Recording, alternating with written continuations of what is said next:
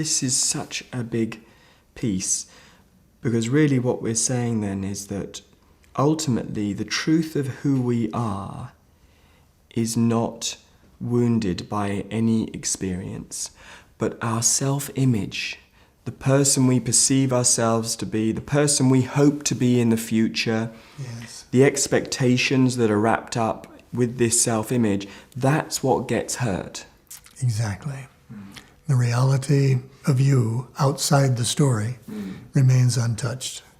So when you offend me, when somebody transgresses me in whatever way that is, when I say me, I'm really saying my image of myself. Yes. Yes. Yeah. Yes. And learning to have a better understanding of what that image is the beginning of the use of forgiveness.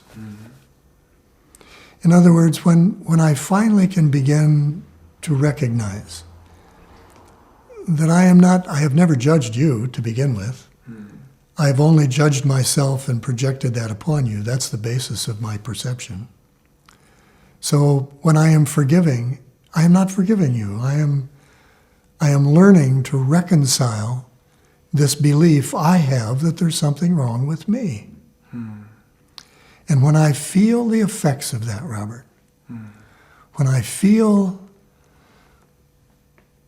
what can come to me when I remove, even in the slightest way, when I remove this sense that you and I are separate, there is an awareness, a recognition of a harmony, of a love that somehow I recognize is what I have always searched for. Okay, so a guilty self-image, i.e. a self-image or an image of myself which sees me to be less than complete, to have something wrong with me, to be unworthy in some way, must create a world of transgressions and transgressors. Yes? So what you're saying is that ultimately, for as long as I in some way can't see my own wholeness, and that wholeness is substituted with a self-image, this self-image can't help but run into the world, so to speak, and get annoyed, get offended, be transgressed, find wounds, and thank you, and be sick. So fundamentally, this isn't happening to me. This isn't happening to my self-image. No. It is happening because of your self-image. That's a bit big, isn't it?